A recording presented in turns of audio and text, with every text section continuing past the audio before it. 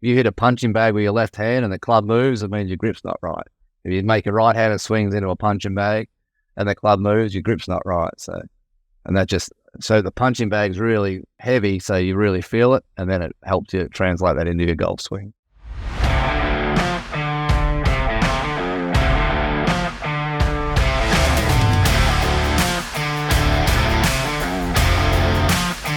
This is The Tournament Code. We appreciate you taking the time to join us today, Cameron. We know a little bit about where you are right now on the tour. Cooper's obviously played with you at the Barbasol Pro-Am. But before we get into all that, just tell us how you got into the game of golf. By chance, really, through being Australian. I played Aussie rules football, cricket, tennis, basketball. I swam, I played soccer, I did everything else. And then I was at my grandparents' one weekend, and my grandma, or my nana, I called her. She had 5 clubs, and she's like, I'm not going to play anymore. I said, oh, can I take those clubs and try golf? And she goes, yeah, sure, take them. So I took them. 2 buddies of mine had just taken up golf where I lived. So that weekend or something like that, I think I went and I played with them, and I started golf there, and that's sort of how I started. My dad played, and so when I was a kid, I'd watch him and stuff like that. But when I was about 15, that's when I really, I got these 5 clubs from my grandma, and off I went. That's a bit of a late start as far as for many like competitive golfers. A lot of them are into it when they're like 10, etc. Tell us what it was like, starting to play more competitive tournaments, and when you figure out, hey, this is something I want to do very seriously. Yeah, it was, I was just a hack. And then my last year at high school, I started getting a bit better and I just got really interested in it. I stopped playing cricket in the summer, so I played golf. I stopped playing basketball because I was getting, you hurt your fingers and stuff like that.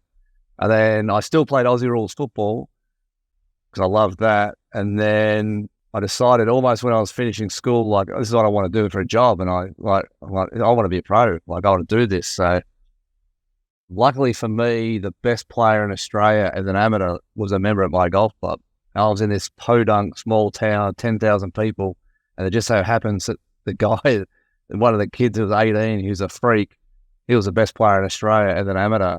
And so I had that to look up to. So I'm like, oh, that's what he does, so that's what I'm going to try and do. So, I'll go and practice with him as much as I could and play with him as much as I could. And I got pretty good pretty quickly, and I made sure I got marks, because in Australia there's no school or college golf or sport. You just go to college to get an education and all that sort of stuff. So I made sure I couldn't quite go to college, and then I just dedicated myself to becoming a professional golfer. What did your daily practice routine look like when you were going from, as you self-described, a hack to someone who wants to become a professional golfer? Yeah, I finished high school, and I would practice. I'd hit 400 golf. So I was on a golf course where you had to hit your own golf balls and pick your own golf balls up. So I found 80 golf balls, and I had a bag with 80 balls in it. And I hit that 5 times every morning for almost 18 months. Yeah, I would take Monday off because I figured you've got to take one day off somewhere. And if you're professional, you take Monday off, you're traveling. So from Tuesday to Sunday, I get up in the morning at 6 or something, go to the golf course.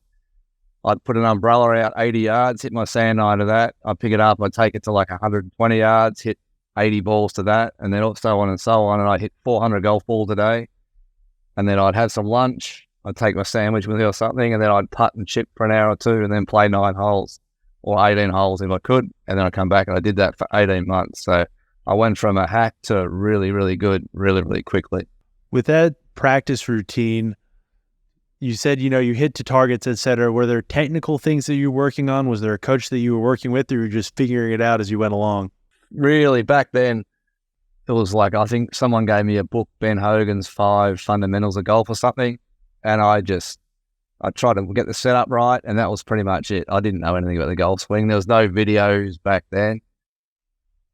No one had a camera, and you could film it. And every day you'd ask your buddies, hey, am I lined up properly? And that's about it. And off I went, and I tried to hit draws. And this is back when the golf ball had spin on it. So this was below the golf balls. I'd hit cuts, I'd hit draws, I'd hit highs, I'd hit lows. I didn't actually know it, but I was actually training the 9 ball flights. And that's what I did. I'd hit, 89 irons or 88 irons each day with a fade, a draw, high, low, blah, blah, blah. So, and our fairways weren't very good. I was in a small town there was only 2 people on the staff. So I was basically hitting off dirt, which helped me with my ball striking. So I did that for, like I said, 18 months. And then I thought, I need to move to Melbourne. I lived about an hour and a half from Melbourne. I need to move to Melbourne to a better golf course and get a job down there and become a better golfer and progress that way. So I left my small little town about a year later and moved down to the city. What type of competitions were you competing in at this time? Really basic ones, just playing at my home club. There's a few clubs around the area I'd play, and then we'd play what we call pennant, which is there was 4 or 5 of the best juniors from each club would play against each other on a Sunday. So there was an old guy, Norm, who was a member of the club. He'd pick us up on a Sunday morning about 8. We'd drive to another club, play the 5 best juniors from that club. And every Sunday we did that for like about 10 weeks. It was only an hour would be the furthest we'd drive, but there was enough golf clubs in the area. And, your best player number 1, your second best number 2, down to 5, and off you go. So that's all I really did for a bit. And then when I moved to Melbourne, I did something similar. The best 5 players from the club would play other clubs. It was match play. I'd play against Jeff Ogilvy and Stevie Allen and these guys like that. And even Aaron Badley, I never played against Bad, but he was a bit younger than me, so we'd play against each other. And then I discovered these tournaments you could play at weekend, like it'd be 36 holes or sometimes 72 holes, so 36 holes 2 days in a row. I discovered that, and then I started playing those events, and I'd play. I couldn't really afford it at the time, so I'd work, and if I could afford it, I'd go and play. So I'd worked at Cobra Golf, made enough money there to go and play the next tournament. And then I got really lucky. I joined the club I joined. There was a rich guy, not rich guy, but he was well off. And he's like, I'd like to help out juniors. Whatever, is there something I can do? And the manager of the club said, you know what, these tournaments are pretty expensive to enter. If you could donate some money and we can help the kids pay for the tournaments. And I got lucky that the guy put some money in a fund and that sort of helped me play more and more tournaments. So. And then I played these, they were called Ivo Wittens. So every weekend there'd be an Ivo Witten somewhere in the state of Victoria, and you'd drive and play and come back and go to work. That is cool. When you're playing competitive golf and especially professional golf, you trying to make a living, to be able to keep doing it over a long period of time, you have to see, most people want to see, hey, there's some sort of sustained success. Like, hey, there's something here that tells me I can do this. What were some of those moments early on where you're like, hey, I think I can do this. Like, I might be able to get a living out of this. Well, the same thing. I moved to Melbourne with my friend who was the best amateur in the country. We rented a house together. It was a unit. I don't know how we didn't kill each other with the food we ate. We nearly killed each other once. I think we reheated something we shouldn't have, and we were so sick for a day or two. But I moved down there with him and we joined the same club. So I got to play with him all the time. And I started beating him, and also because we played in the club championships back home, and he beat me. I think he beat me over 36 holes, 11 and 10. Like, he was back then. I was like 17, 18. He was same as he. He was, I think, 9 or 10 under, and I was like even par and got beat. So I moved with him. But the thing that I think that helped me, I never play with anyone. I'm like, I can't hit it like he does. Some guys I play with now, they're like, oh man, I thought I was good, then I joined college and I play this guy. I'm like, well, that's a different level. I never experienced that. So I think that's what kept me going. When it came to playing tournaments, making money, etc., where did you first start seeing making a little bit of money, or at least being able to like say, hey, I can keep myself afloat for a while with this? Well, I didn't turn pro till I was 25 because I just couldn't afford it. My parents were school teachers. So they make more money than they do in America, which is pretty sad. That's another story. So they couldn't afford to fund it. So I had to work. I worked behind a bar at night to save money up. In Australia, there's not a big deal there's not a thing of like, hey, we've got a good golfer here. All the rich guys get together and they might sponsor you and help you out for a year or two. That's just not the done thing in Australia. So I had to save as much money as I could to afford to go to Q school somewhere. So I saved money till I was 25. and turned pro then. But I was pro for a year or two maybe, and I was sort of making ends meet, and I was down to $400 in my bank account. And the Australian PGA was on, and I had to fly up and qualify on the Monday. I went up, I qualified, and my coach at the time, he tried to qualify. He was a player as well. And he's like, look, I know you've got no money. I'll caddy for you for the week, and we'll see how we go, and you pay me at the end of the week. Well, I came sixth, I think, and made $17,000. And I was going to quit golf because I'm like, I can't afford, I've got $400 in the bank. I've got a wife and all that sort of stuff. I can't afford to do this. I was going to quit, and I made $17,000, which felt like $15 million at the time. I'm like, all right, I'm away here. I paid him, and I still had some money left over. I'm like, I'm going to go to America. I'm going to come over here and try and Monday qualify. That seems like a good idea.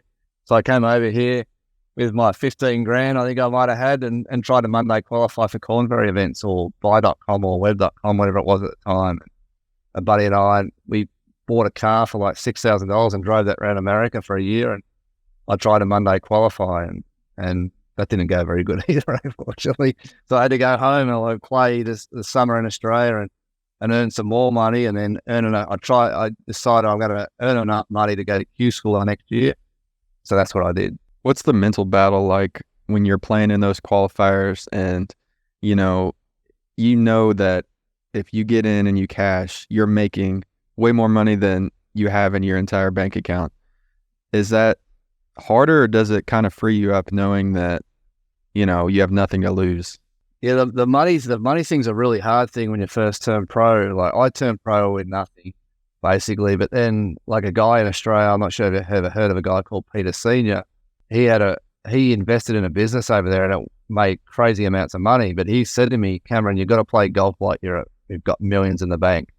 And when you've got $400 in the bank, it's hard to play golf aggressively or whatever, because that's the mindset you've got to have. And now I've been a bit more successful and money's not an issue, or you can really see the difference. You go for more shots, or you're prepared to try something because there's no consequences. Whereas, some of these guys now I see turn pro they're getting $2-3 million contracts and even more. I'm like, I couldn't imagine the freedom that must free you up to like, all right, I know I can hire the best caddy, I can hire the best, sports like physiotherapists or something like that. I just can't imagine what it must be like to sign deals like that and then go from there.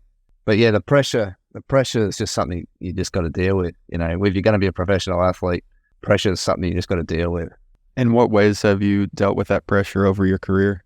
Well, I do remember I was in a playoff, get down to the tee, I go to hit off and I'm just shaking like crazy. And I'm like, holy crap, like what the hell is this? And I'd worked a little bit with a psychologist in Australia called Noel Blundell. I was in the Institute of Sport in Australia, and he helped out a bit here and there. And then I felt this, I can't control my nerves. I'm like, what the hell is this? I went and saw him, and he gave me all these breathing techniques to use. And I'm like, that worked pretty good. What else can we do? And I worked really, really hard with him on routines and how you play and how you focus and all that sort of stuff. And his breathing techniques really helped me. And so I don't really suffer that badly from nerves anymore. Playing at a high level, as you said, especially not having a lot of money in the bank account, can help create some nerves. And I imagine, especially trying to get status somewhere, going through that Monday Q route, et cetera, was a little tough. And then saving up money for Q school to try to get some status in the U.S. Tell us about getting status in the U.S. and what that journey looked like. Yeah, it's a big deal. Yeah, I had to go to Q school, so you've got to go through 3 stages. I got through first stage, and that was in Dallas, just out of Dallas. And then second stage I did in Dallas. I had to work out. Someone said I should go to McKinney, Texas. It's a pretty hard golf course, and you don't have to go crazy low. If you hit it good and don't have a good putting weight, you should still get through. Anyhow, the weather turned there. It was like, 75, and it turned to like 50. It was horrible on the last day. And I was right around the number, and I needed to shoot a good score to get through, just to get status. Like I said, to get status at worst on the Corn Ferry Tour. And back then, you went there and you tried to get your PGA Tour card. It was still like that. And I remember shooting 68, which was the best score of the day by heaps. It was windy, it was cold, it was miserable. Shot 68, went from like 25th to like 4th or something. And I was, all right, I've got status now. I'm officially going to have some sort of status on the PGA Tour, which is huge. And it was just a massive relief. As far as you got that status and then actually starting to, play in tour events, et cetera. Tell us about that transition going from playing in some of those Monday qualifiers and then also some of the smaller Australian events to playing on the PGA Tour. Well, I got status, played a season I didn't get my PGA Tour card, played a season on the Korn Ferry Tour. We had a baby. My wife got sick. I had to stay home with her, so I had to just take time off, and then I had to come back and go through it all again. And then I got my Korn Ferry card, and I'm like, so my wife, we had 2 kids at the time, let's come over to America and see how this goes. And that was in 2009. I got my card basically sewn up sort of halfway through the year. And then it was onto the PGA Tour the next year. And in 2009, I actually played with Tiger Woods in Australia. He came out and played the Masters. I played them the last day, 25,000 people. It was fantastic. I'm like, wow, this is going to be awesome playing the PGA Tour. Like, this is going to happen every week. Like, this is going to be unbelievable. And I played the first event in Hawaii, last group. I had 2 uncles and my wife watching. So a little bit of a letdown my first few times. And then I went to Palm Springs. Same thing, last group. I think a buddy came and watched. That was it. So you got the 2 walking scorers and my buddy, and that was it. I'm like, oh, it's a bit deflated. Like, the atmosphere is not as good as I thought it would be. And then we went from Palm Springs to San Diego, where Tiger plays. And all of a sudden, it's like you get security every 10 steps you take. You got your badge, sir. You got your badge. There's people everywhere. I'm like, all right, now this is what I expected it to be like. Now we're on the PGA Tour, like, and I played in San Diego. It was awesome. Very cool. So, you said you had spent some time on the tour, spent some time on the Korn Ferry, going back and forth. Tell us about like how hard it is to win at that level and how hard it is to like maintain status at that on both the PGA Tour and the Korn Ferry. First year or so I was on the Korn Ferry Tour, some of the cuts are 4 and 5 under, which is, I'm playing in Australia, we're playing on hard golf courses. This is back in the area where 3 or 4 over would make the cut. Yeah, the golf courses are just so hard. This is before the Pro V came in, so the ball didn't go 350 yards. So it was really hard. Then you come to the Korn Ferry Tour, some of the events are cut to 3, 4 under. And that was really hard to get used to. And then I forgot, what was the question again? Sorry. I lost my track of. No, you're good. You're good. Just how hard it was to win on the PGA Tour. Oh, that's right. Yeah. And win on the Korn Ferry, and also maintaining status there, because there's only, a couple hundred guys in the world that can have status on those tours. Yeah, I mean, to win on the PGA Tour, like, I've been out here 12 years, if that's something now. I've never won. My very first year, I was in a playoff, and Jonathan Bird had a hole in one, so he won. I'm like, it's all right, I'll get back here easily. And like, it's so damn hard. It's so damn competitive. And I won once on the Korn Ferry Tour. So I won in Springfield when I was sort of around the mark to get my card. And then I won, and that just guaranteed it. So I remember I was on the 72nd hole in the rough, over water, and I was tied with like 4 guys. I needed birdie to win. And my caddy's like, let's just lay it up over there. And like, at worst, we'll be in a playoff. And I turned to him and said, this is going to make my, I'm going to try and make a difference. I'm going to try and change my life here. I want to get back on the PGA Tour. I'm going for it. And he's like, all right. So he hands me the hybrid, and he sort of turned his back, and I knocked it on the green to about 30 feet and putted up to a couple of inches, and I won. So you don't get a lot of chances, and you've got to take your chances, basically. Is it Eminem, the song, you only get one chance? That's sort of thing resonates with you. Like, you only get one chance. Can you take it? And I had my chance, and I'm like, screw this, I'm going for it. Like, if I hit in the water, I'll drop it, and I might be able to make 5 and get in a playoff. But my chance, I've got on the last group, one chance, I'm going to take it. That got me back on the PGA Tour in 2014. I've been there ever since. So, but then to win on the PGA Tour, like, just the quality of golf's incredible. Rory, Tiger, Phil, all those guys. Like, Phil have no idea how good those guys are. It's really, really hard to win a golf tournament. Plus, you need a bit of luck and all that sort of stuff too. So it's just like you saw this weekend. I think Russell Henley hit on the green, half a club short, rolls back into a hole, lose a goal. Like, just stuff like that. Like, that ball rolls 2 inches to the left, he chips it up, makes pars the last few, and Lucas Glover doesn't make those 10-footers. He's a winner. Like, it's really, really hard to win. Back when we were playing a few weeks ago, you mentioned to me that there was a year on the PGA Tour where you led the entire tour in strokes gained approach. What would you attribute your success to in this area of the game? Really, really good coaching. I've been so lucky. I met a guy called Steve Bann back when I was about 19 or 20. He started up this Institute of Sport in Australia, in Victoria, just in my state. And it was just the 6 best guys, 6 best girls could go there. And so I got introduced to him, and he taught me how to practice and how to swing a golf club, basically. He was a great swinger himself and could teach it really well. And I've been with him now, I've known him 30 years. He's been my coach for probably 15 to 20 of those years, because he was with Robert Allenby and Stuart Appleby as well. So he had a time where he helped me out, and then came over to America with those guys, and I didn't see him for 10 or 15 years maybe. And then when I came over here and got on tour, we got back together. So just really lucky that I've had really good coaching. And I think what's helped me hit the golf ball. And the way I practice very, very well, I think. Like, a lot of people go to the range and don't simulate how you play on the golf course, whereas I've learned to do that really, really well on the range. So a lot of guys might spend hours and hours on the range, but they're not actually practicing anything. They're just practicing golf swing, and golf's not about just golf swing. So that's what I think my advantage is. In what ways do you kind of practice to prepare for an actual round of golf? Well, on the golf course, you got water, trees, out of bounds, bunkers and stuff like that. On the range, there's none of that. So I have this drill where I've got 16 balls, and I hit 4 balls where I hit at something and there's no out of bounds. And then I'll hit at something and out of bounds is right. And then out of bounds is left, and then out of bounds is left and right. And that simulates, practicing on the golf course. So, and then when I get to the first tee, I'm like, all right, is out of bounds right? Okay, I've practiced that. I've hit 4 shots. I'm going to hit my draw or my fade or my low or my high. Like, I'll work out which shot works best that day. So that's sort of what I practice. And not many people do that. Do you typically work the ball towards the out of bounds or away from it? Or does it matter? Away from it?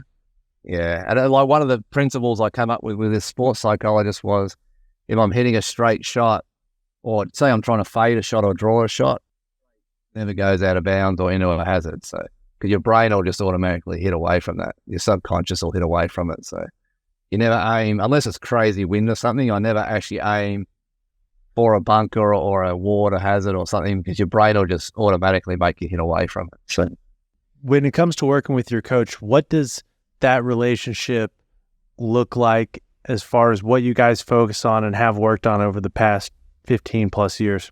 Well, he used to actually be with me in person. Then his wife got sick, so she got breast cancer. So he hasn't been here for 4 years now, I think. But he was with me, 15 weeks a year physically. He'd come over for blocks of 7 or 8 weeks at a time, because from Australia, and just the course might set up a certain way, so we'd work on certain shots for that course. Make sure my swing was in all parts of my game were all good. So I had his eyes there all the time, which was great.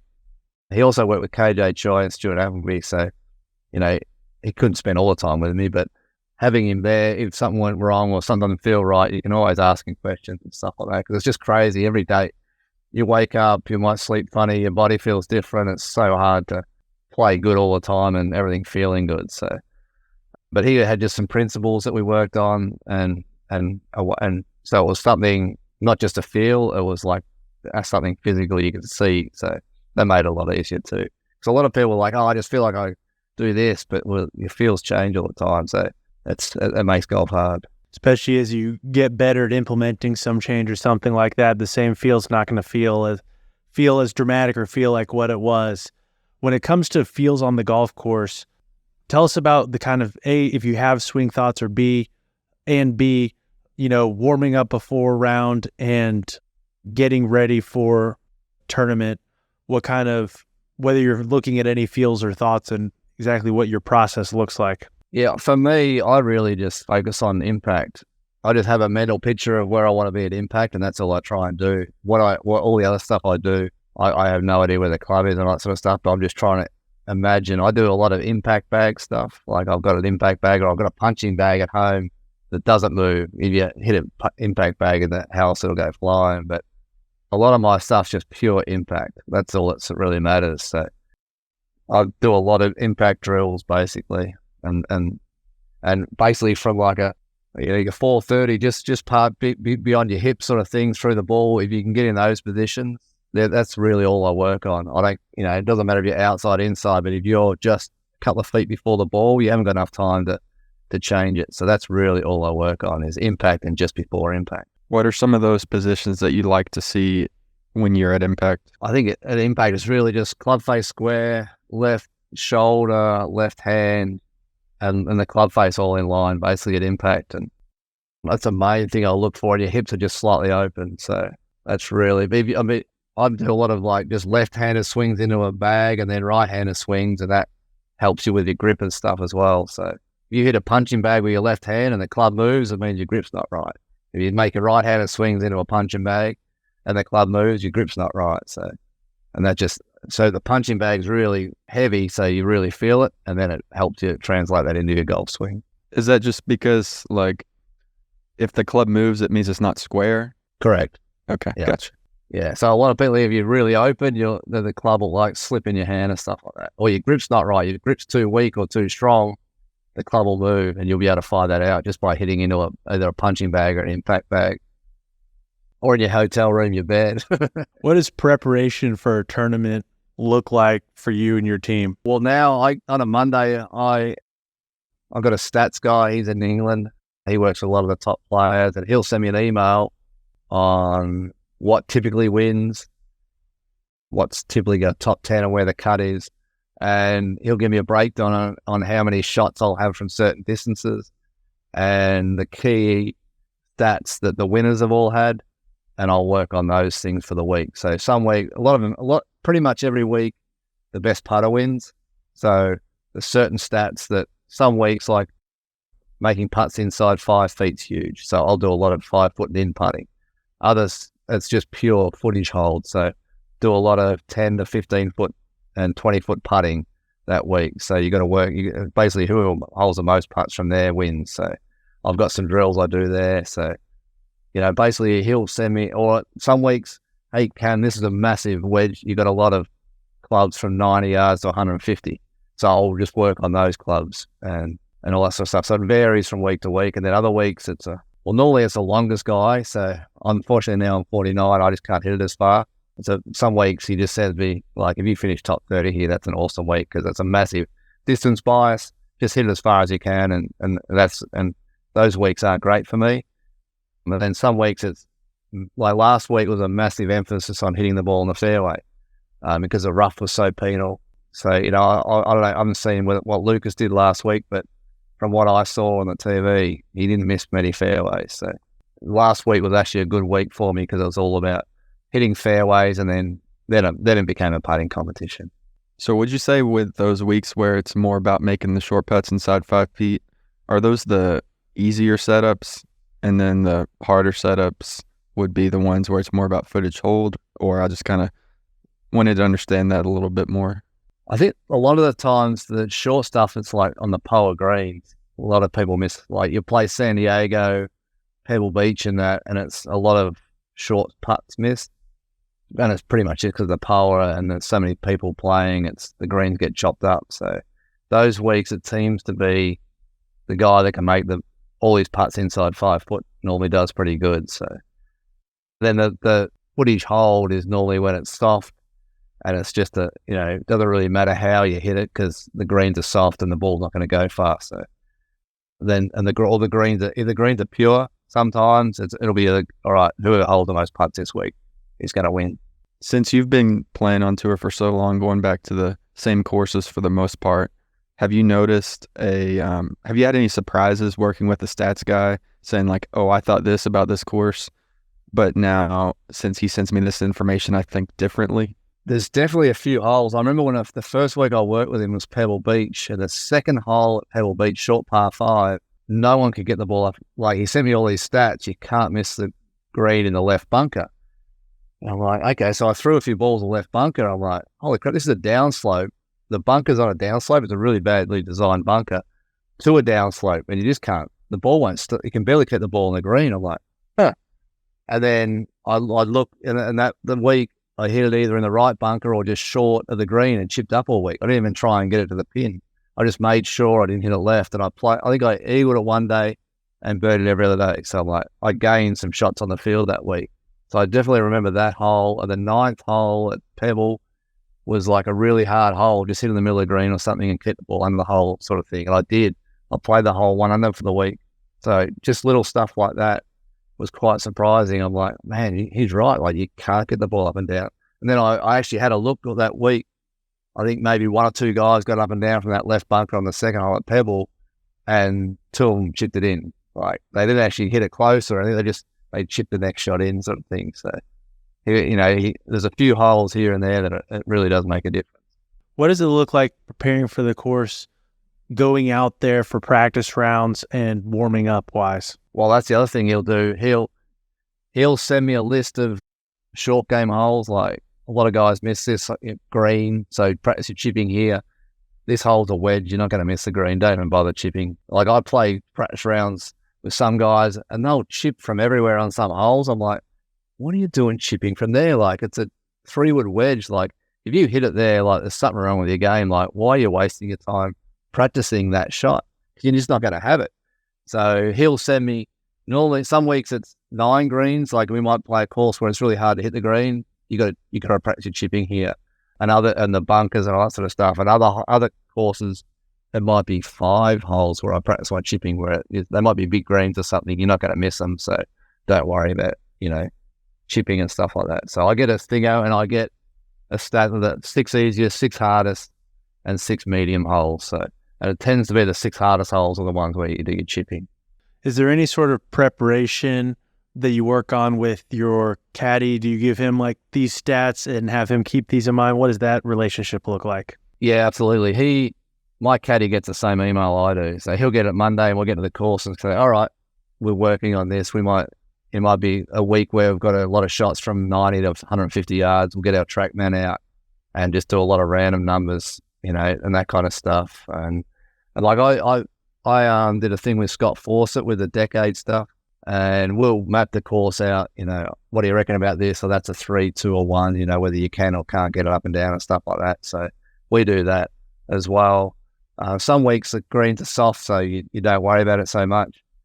But when it gets further, that stuff definitely helps. That was one thing we talked with Marty Jertson over at Ping about shot shaping, pins, and how firm greens are. And one of the things he said that was interesting was that, generally speaking, from a stats perspective, when the greens are firmer, it starts to become beneficial to work the ball in towards the pin. So if you had a right pin, hitting a cut in would be better than hitting a draw in, etc. And they had stats to back it up and 3D dynamic modeling to prove it. When it comes to hitting shots into approach shots into greens, you'd mentioned you work the ball away from trouble normally.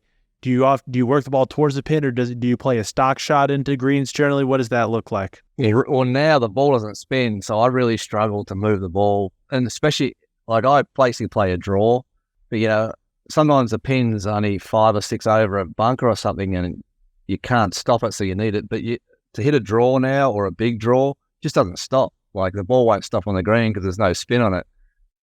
So it's really hard, and even to hit a cut, like, I struggle to move the ball left to right. But now with the ball not spinning much, I can barely move it left to right. So I struggle on right pins. So I sort of have to go straight at them. And if I hit it straight, great. But my tendency is to draw it. I'll just draw the middle of green. So, the great players, or most of the great players, used to draw it to the left pin, fade to the right pin. But that doesn't happen anymore. I haven't played anyone who does that anymore since I played with Bubba Watson. Like, he was the last guy that actually move the ball left to right or right to left. Now everyone just plays it one shot, stock shot, and doesn't matter where the pin is, I still play it. Yeah, I think Marty said JT might have been the only one, or one of the major ones, that was doing it, and what he had showed. Justin Thomas? Yeah. Yeah, that is true. I played with him a few years ago when he was flushing it, and it was impressive. Like, he literally, pins on the right, he did a fade, pins on the left. He moved his drive around everywhere. It was rare. He was one of the last guys I have played with. I'm like, man, that guy can actually hit shots. That was one of the stats that Marty dropped on us, was that Justin Thomas, hits the same amount of greens in regulation as most other players, and I think he hits about the average amount. But as far as strokes gained approach, when he's playing good, his strokes gained approach is top 5, and so that was one of the reasons he said that was because of those firm greens. You can get the ball on the green moving towards the direction of the pin, and it gets marginally closer. You're picking up and it strokes there. helps him because he's playing all those big events where it's, really tough conditions, firm, fast greens with a lot of slope. Yeah, I can't remember the last time I played a firm golf course. So like we played together at the Pro-Am at the Barbasol. Like, I played Champions yesterday. I mean, it's as soft as it gets, and I'm sure that's how most normal tour events are. Yeah, it really doesn't matter how you flight the ball. Doesn't matter if you hit a high, low, flush it. No, the greens are so soft, it pretty much just stops. And then you get the extreme, like I watched the Memorial on TV where the greens are all like concrete, but they're so firm that like guys are in the middle of the fairway flushing it with a 9-iron and it's bouncing 20, 30 feet. Like, there's literally, you got no chance. Yeah. When you used to play the Bellata ball, every golf course was rock hard and firm, and you had to pure it from the middle of the fairway to hold the green, that gave everyone an advantage, and now that advantage is gone. When it comes to playing in some of the bigger events, what sort of pressure have you felt? You mentioned you felt pressure early on. You've worked with a coach to reduce that. Do you feel pressure playing in quote unquote bigger events, and how has that manifested itself? Yeah, definitely. I think that's normally the first. For some reason, it's always on the first hole or two that you're a bit anxious, and then you seem to get into the round and away you go. One thing that really helped is I just there's a leaderboard everywhere. I'm just interested to see how everything's going. And my stats guy, he was into me a few years ago. Like, don't look at the leaderboard. Let your caddy look at it, and he'll tell you what to do. And that's a real help. Not even looking at leaderboards, and just play golf, and your caddy will tell you if you need to go for shots or not. He can watch it and keep track of it, but don't even look at it. Just play golf, and then at the end of the day, come up with the score you have, and that really helps with the nerves, I think. As far as finishing up a tournament goes and recovery, what sort of working out do you do, recovery work do you do, et cetera, to try to keep in shape, because you got a long season to get through? Yeah, I used to work out a lot. My physio here in Raleigh, he's also the physio on tour, so it's been great. And he was set a program, but I got COVID back in 2020, I think, when it first came. I was in Mexico. Tom Hoagie gave it to me, I think, and I haven't been able to work out. I've got that long haulers or whatever it is. Haven't been able to work out since. And it's just manifested. I've just got weaker and weaker and weaker. So not being able to work out, it's really, really hard, because you just get weaker and weaker, and, we're hitting golf balls and traveling and stuff like that. So it sucks, really. But now we've got this Normatec stuff where you can put stuff on your legs and compression pants, and now they've got compression hips and for shoulders. So I do all that sort of recovery type stuff. I used to do ice baths and stuff like that, or hot and cold. I do a lot of hot and cold showers in the middle of summer, but definitely the compression pants and the stuff they've got on tour now are really, really helpful.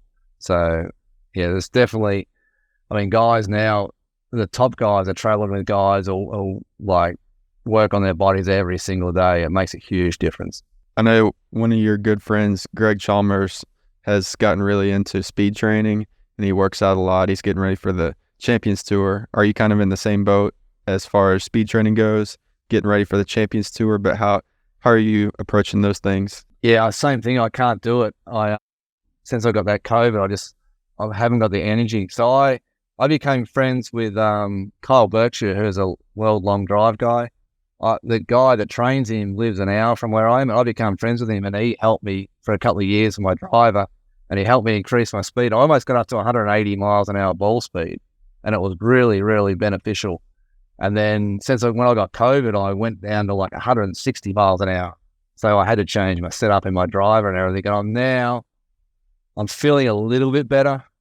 But I can't do any speed training. It wears me out. If I do speed training, I have to lie down for a couple of hours and go to sleep. So it really sucks because I really enjoy it, but it's really hard work. But it definitely helps, especially getting out of rough and stuff like that.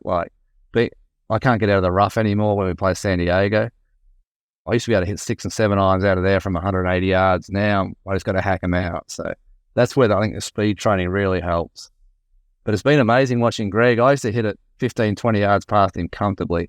And now he's 10, 15 yards past me, probably on average. It's been pretty impressive to watch. How have you changed your strategy, or have you, now that you're competing on the PGA Tour at 160 miles an hour ball speed? It's really hard. I've got a 7-wood. You have to get a 7-wood when you can't hit it very far.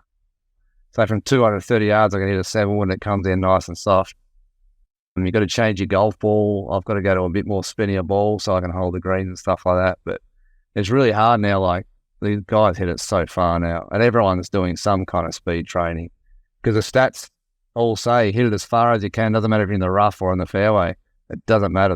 And that's what Bryson and I remember I was talking to Jason Day a few years ago, and he's like, when Bryson really got into it, he's like, I try to do what Bryson did, but it really hurts. Like, your body, it hurts to keep hitting it that hard. And I think Bryson's having those issues too. Like, I think he's slimmed down a bit now. He's not as big as he was, but the stats just say hit it as far as you can. Doesn't matter if you're in the fairway or the rough, and that's how the game's going. You talked about your range session and what you do to try to simulate play on the range. Tell us about what short game practice looks like in putting practice. My stats guy's got some of the best putting drills to do. I do all these drills to simulate pressure, basically. And, like, quite often, send me a stat, all right, you got a whole 85 feet of putts this week. So I'll do a drill from 5, 10, 15, 20 feet and all different angles, and I'll hit 18 putts, and it has to add up to 85 feet. So got a few drills like that. I've got a really good speed drill I do. It's like a leapfrog drill. So I do that for speed. And then short game stuff, it's really, you just hit it. There's a few games you can play, but I don't have a lot of games or things to measure. One of my caddies used to have a good game. He'd give me 6 hard, 6 easy, 6 medium chips, and we go around and he'd add them up. And he'd say, all right, we didn't do good enough, go back and do them again, sort of thing. So I think he was counting up the feet I got close to the hole, sort of thing. But it's hard to find a green that simulates out in the course, like a practice green. Most of them are softer, or they're just not the same. So, but I've got a few little base, like I've got a bunker tip Greg Chalmers gave me. So I was asking about bunker play. He's like, what's so hard about aim your feet 2 yards left, your club face 1 yard, 2 yards right, and swing on your feet line or come out straight? And I'm like, that's pretty simple. So every day I hit 6 bunker shots like that. I just draw a couple of lines in the sand and get my ball position right. I aim my body 3 or 4 yards left, club face 3 or 4 yards right, and I swing on my feet like it comes out straight. And I'm like, well, that's pretty simple. So that's all I do for bunkers. And then just chipping, you just chip around the green and stuff like that. Very cool. Well, getting close to our final questions, we just got a few more for you. When it comes to playing on tour, it's a lot of work, a lot of travel. Tell us about what it's like managing having a family and a life outside of golf while still trying to play and travel. Yeah, I used to practice way more than I do now. I used to think if I took a day or two off, I'll lose it. I worked out that doesn't happen. So I've got a young family with my wife over here. She's from Australia too. So when I get home, it's like, all right, it's family first, not me first. Whereas it used to be me first. I work around my practice and all that sort of stuff. But now it's like, all right, I work my practice around my family, if that makes sense. Just, I'm 49 now, and at some stage you got to, family comes first, basically, if that makes sense. We've sort of made enough money now where it's not the be all and end all. I suppose that's probably why. That's why it's family first more than, all right, work comes first, and then we'll fit it around that sort of thing. So I've got 3 boys back here, but now they're getting into golf, and I'll come home after 5 weeks on the road, and the first thing they want to do is go to the golf course. So it's like, oh, that's the last thing I want to do. But my 12-year-old loves it. So I take him out and we play, and it's hilarious. So I actually enjoy playing golf with my kids more than I do on the PGA Tour now. That's because they collect every card, they write down every score. Like my 12-year-old, if he tops it, it's like, want another one? No, I've got to play it from there, Dad. And he writes down exactly there's no cheating, there's no mulligans, it's quite bizarre. And then my 17-year-old, who's got mad into golf as well, he just turned 17 and he's looking to go to college and all that sort of stuff. So it's been interesting with him. Do I just let him go and do his own thing, or do I try and help him? So it's a fine line between being a parent and letting him have fun, and like, oh mate, you're not doing that properly. So is it a hard challenge to help your kids become better at golf because you've become so good? So I'm sure it's kind of like, well, why don't you just do it like I do it, or just do it like this? Is it hard to teach them, or is that something that comes easy for you? No, definitely hard but I've had such good coaching. I've sort of like, and my coaches have been here. When my son was starting to play, like my coach would stay at home and we go out and play. So he's had his golf swing. He swings it pretty much perfectly on plane already, and he's been doing that for a year just because he's had such good coaching. So, but it's a fine line between letting them just have fun, because I just know how big a grind it is, and I just don't want him to like hate. Like, I got lucky because I took up golf at 15, and it was fun for me, and I was happy to go and practice all day. Whereas I had all my friends that grew up, they played golf when they were 9, 10. By the time they got to 15, 16, 17, they're like, oh, I just want to go and have fun and do something different. It became a grind for them, but for me, I was lucky. So I'm trying to, and I know when he goes to college, it's going to be full on. And then if he wants to turn pro, that's sort of what he wants to do. It's just such a grind and such hard work. It's a fine line between, just let him have fun now. Who cares what you shoot now? It really doesn't matter until you actually turn pro. Where does he want to play at? He's already committed to UNC Greensboro. He did it all himself. I know nothing about college golf, have you? I didn't do it. And he's like, Dad, can we go to Greensboro tomorrow? I'm like, well, what? He goes, oh, I'm meeting with a coach. I'm like, coach of what? And he's like, oh, I've been talking to him. I sent him a video of my swing, and I told him who I was and this and that. That's a solid program. Like, yeah, so UNC Greensboro. So I went there and checked it out. The facilities they've got are incredible. And I'm like, I never heard of this school, let alone their golf thingo. And like, they got an indoor facility at the Grand Over Resort with putt view and a couple of nets with like the TrackMan and everything.